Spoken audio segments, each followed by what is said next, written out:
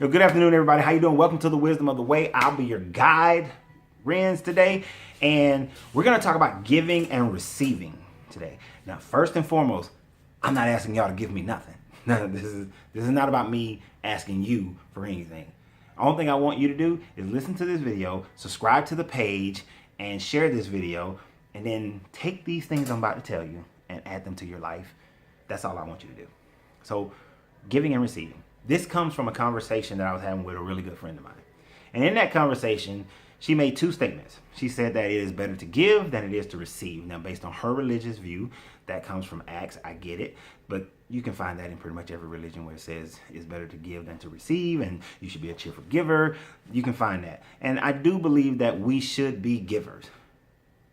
Now, I also believe that we should be receivers as well. And we'll get to that. She also made the statement that oftentimes in her life, and I know this is a teaching in the churches, that if you give this way, it may come back to you a different way. After we had a long conversation, that idea ceased to exist. Let me tell you why. First, let me give it to you in a business sense. As a business person, if you came to me, I own Uncle Ren's Popcorn. If you came to me and you said, hey, I have $200,000. I would like to invest this $200,000 into your business. And how many stores can we open up? And I'll tell you, we can open up 4 stores with $200,000. And that should be our rate of return. And this is when you can expect, your profitability, your dividend payments, and give them the whole rundown of the financial numbers, right? And they give me their money. But then I decide that I'm going to take your money. If you saw my video a few days ago on the CNN Believer show with the Christians and the Voodooistas, one of the problems is that the Christians are bribing people to become Christian by saying that if you want to get out of poverty and go to our schools, you must become Christian. If you want to receive the food that we're bringing out here, you must become Christian. So they're using those mechanisms to get the people to come into Christianity. So the ones who convert, of course, are having better lives. The ones who are not converting, they're in abject poverty because the majority of the schools are owned by the Christians, so they are not able to go to school and not go to the better schools. So they're in poverty. And I had a conversation, I made a statement that I'm going to start doing things to help alleviate that issue. And then YouTube or CNN took that whole show off once that happened the day later. But thankfully, a lady who was in the documentary, she contacted me, and we'll be starting up something really, really soon. I'm already told her that I'm gonna start gathering books to be shipped down there. But anyhow, that's for another video. So let's say I took your $200,000, and instead of putting it into Uncle Ren's Popcorn, I took it and I gave it, and I set up schools down in Haiti for the voodoo children, or for any child, actually, for anyone. I would just open up schools for anyone, because it's not about me supporting someone's religion as much as it's about me supporting someone being able to remove themselves from poverty by simply getting educated. So let's say I took your money and I went down there and I set up schools in Haiti, and I bought land and I set up co-op farming in Haiti. And I tell you that, well, I took your $200,000, and this is what I was done, because down here we was able to take that $200,000 and we set up, 6 schools and 5 co-op farms. We really getting it done. We're going to help these people tremendously, and over the next 20 years, we're going to see a huge population of Haitian children coming out of this abject poverty and being able to have better lives and better health care and just go on. You would have me thrown in jail for embezzlement. You would be ready to kill me because you invested your money and you expected a harvest of money. You understand? You invested your money and you expected a harvest of money. When you invest your money into any charity, you expect that charity to go do what it is designed to do. Now, right there, many are going to say, well, I give my money to the church and I expect the church to go out and do the mission of God, which is to convert people and to help people and whatever that is. But if you read your Bibles and Qurans and Torahs and Vedics and all these books, you also know that your religion teaches you to do business. It teaches you that through the leadership of your ministry, because remember, these back in the day, they at least understood that the cardinals, the bishops, the pastors, the priests, and all these people did business. you would know that you should be doing business with each other in your congregations. So is your seed that you're planting in your church doing that? Not once a month, not once a year or twice a year or 3 times a year. Every Sunday. If they can ask for your money every Sunday, then they can ask for you to shop with the different businesses in your congregation, and they can ask those businesses to hire people out of the congregation. Not a once a year job fair deal, but every Sunday. If they can do it every Saturday, Sunday, Friday, they can do it. If they can ask you for your money, they can do it then. So don't give me this nonsense about, oh, we do it once a year or twice a year. Or the bishop, he has these people come in to get the franchises, and knowing that 98% of y'all can't get a franchise, save your life. But what is ailing the church? What's ailing most communities, especially the lower income, the middle income and lower communities? You have debt at the wazoo in your church. Your congregants are suffering under a mountain of debt. Am I saying that the church should be paying off their debt? No, your seed should not be sown for that.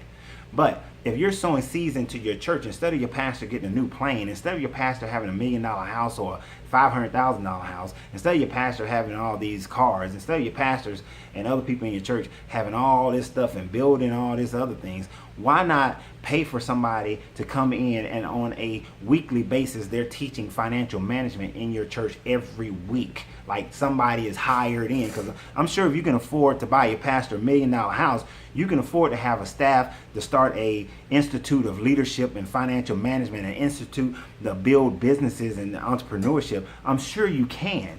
You can afford it. It wouldn't be too difficult, and you can probably find somebody in your congregation who can teach that, thereby providing a job for that person. In the sense they'll be working for a 501c3, their money will be tax will be tax deferred.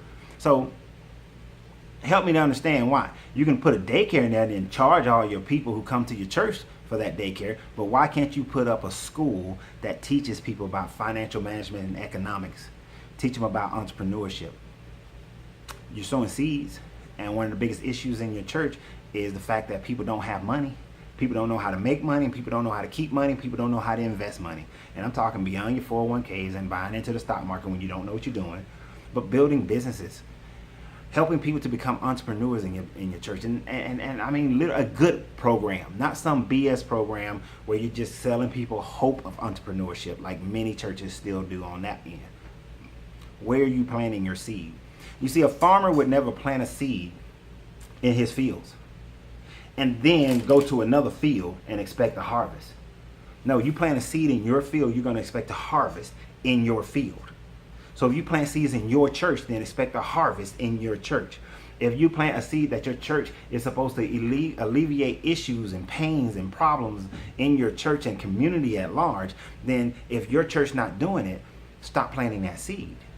You see, we want to complain about our government not doing stuff for us, and you will say, if you don't vote for them, if they lose their job, then they're going to do what you tell them to do, or you don't give them their campaign contribution, they're going to do what you tell them to do. What about your church? It's the same thing. Your local politicians, it's the same thing. Same difference. So be responsible for your seed is the point. See, yes, give cheerfully, but be responsible for it. And be responsible to know that you're supposed to get a harvest for the exact seed that you plant, not something different. Sure, if something different comes, that's gravy. And actually, that may be a seed that you planted about that thing before. Like if you was kind to someone before, that seed may have taken time to get back to you and someone showed you some kindness. If you helped somebody on the side of the road once before, then it comes back later on. Oh, it's not that you planted this seed of money in the church and then your car broke down and somebody just showed up and helped you. No, you may have helped somebody, lended a hand, helped somebody who was just carrying somebody's groceries 10, 15 years ago, and now you're reaping the benefit of that, not from the money. Don't commingle things that are not on the same polarity scale, because they're not. All right? Things happen on the same scale. Like happens with like. There's no difference. So if I plant seeds of money, I expect seeds of money back, but you got to be responsible for it. Your books tell you this too, that you have a responsibility to what you are given. To much is given, much is expected. So to whatever you are giving, there is an expectation for you to manage it well. Again, what farmer do you know would plant a field and then walk away from the field, come back six, 7 months later, however long it takes for it to grow a crop, and then expect this crop to be there perfect and pristine. No, a farmer knows that he got to make sure the irrigation continues and happens. The farmer knows that he has to be mindful of insects and poisons. The farmer knows that he has to be mindful of other animals that may eat his crop. The farmer knows he must be mindful of weeds growing amongst his crop. Otherwise, the farmer knows that he will not come back for a harvest, or the harvest will be minor. So I ask you again, when you plant seeds, you are responsible for what goes on. Too often you're taught to just plant a seed and be of a cheerful heart, but don't worry about it because you gave it to God and God's going to handle it. While God's handling it, there's a woman in Florida who's been sent a collection letter because she hadn't been paying her tithes and dues. There's an old lady, 80 years old, who served in a church for all her life, and now she's been told she can't come back because of that. There's pastors in Virginia who've been embezzling money and buying houses and boats. There's the 3 executives at 5 Links who've been embezzling money. Don't sit here and just have blind giving. Blind giving is like blind faith. It comes around and kicks you in the balls. Plain and simple. So don't be blind with your giving. Expect a great harvest. And that's the other thing. Those who receive a great harvest are those who expect to get a harvest. If I provide money to a business, I expect a harvest of money from that business. Plain and simple. I'm going to understand the business. I'm going to understand that the harvest may not come immediately, that it's going to take time for development, but I expect if I plant financial seeds in a business, I expect financial return. If I plant, matter of fact, not an if, I spoke to the young lady down in Haiti, and I told her, and I said, look, right now what I want to do is start collecting books so that we can send books down there. You can hold educational programs in your sanctuaries, and you can start educating the children just by receiving books. You can educate adults just by first receiving the books, teaching them math, the basics, right? Reading, writing, and arithmetic, teaching them science. Then, as we grow, we can incorporate schools and full-fledged curriculums and certifications and that sort of thing. Now, if I invest seeds of education into her programs, then I expect a harvest of educated people. I don't expect to plant seeds of education and then I get back people who go fishing all the time, or people who are still sitting up there just worshiping. No, if I send seeds of education, I expect people to begin to become educated. I expect them to use that education to move themselves out of poverty. It's not about me supporting a religion, but it's about me supporting a situation where people are unable to come out of poverty simply because of basic education. And that is where I have a problem. I have a problem with that. So you can't plant a seed and not expect a great harvest of the same nature of the seed that you planted. Now, do you plant things and you give of a cheerful nature, not always expecting somebody to give you back in return?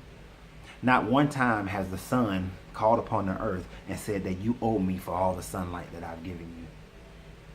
But it's a give and take relationship.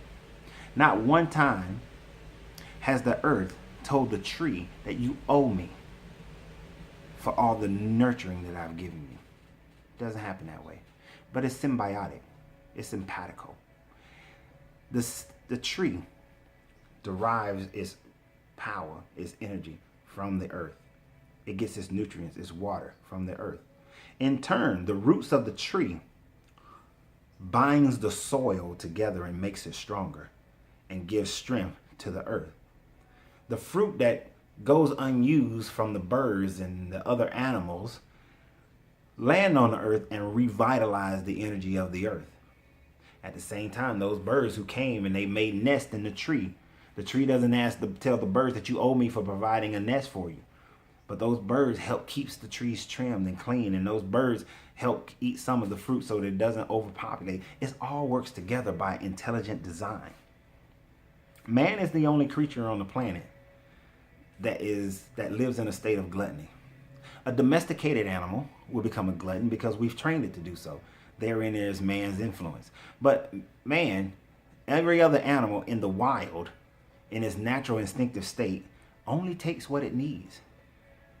and it gives right back to the whole ecosystem. So with that, you have to understand that I understand that we give without expecting something to give back in return is having the mind of God, having a Christ mind or a Buddha head or however you want to call it, having the extension, the opening of your seventh chakra, your crown chakra, the crown sephira, however you want to call it. You've reached that pinnacle where your thoughts are beyond the ego of man. So you should give without expectation of something in return, as far as somebody owing you. But in the natural order of things, everything that is given comes back to you in a greater harvest. Everything you put out into the universe, put out into the ether, put out to source, comes back to you at a greater level. Think about it. Your existence on this planet is for you to live a spiritual life in the poverty of the flesh. But by you doing that, planting that seed of understanding how to go beyond the ego, beyond the poverty of the flesh, you have an expectation of living a greater existence purely in the flesh. If you're supposed to give without worrying about how it comes, then stop expecting to go to heaven and have a greater existence in heaven. I try that on. Don't expect that. Expect that you can live this great godly life here on earth, but then since your giving doesn't have to come back the same way, in the way that you put it out, go to hell after this. Relive this world, but in a lesser state. Come back as a butterfly, whatever. You wouldn't accept that. You expect to live a greater life in the heavens above or in eternity, whatever it is, that whatever version of afterlife you believe in. And if you're atheist, look, nobody's trying to get into that kind of argument, all right?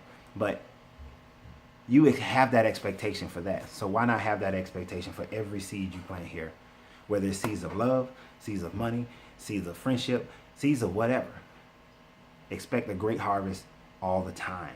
Stop giving without having a responsibility of being attentive to what you gave, and stop giving without focusing on maintaining a healthy environment for your seed to germinate and create a harvest that is bountiful for the entire ecosystem.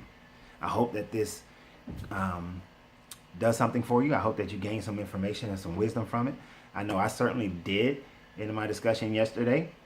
It was very enjoyable because it allows me to go even deeper beyond what I already perceived. So you guys have a great day. Remember, subscribe to this page. If you're on the Facebook page, like and follow the page. But definitely on the YouTube page, subscribe. And yes, you've seen the advertisement for the 1111 Path to Your Greatness, which will be a Facebook Live show that will happen on March 30th, 2017 at 7 p.m. on the Facebook Live page for Coach Renz. Only on the Coach Renz. I might figure out a way to do it. I think I can do it as a YouTube live, but haven't figured that out yet. So I figure that out, I'll simulcast it. So y'all have a great day, enjoy yourself, and continue to walk in the way.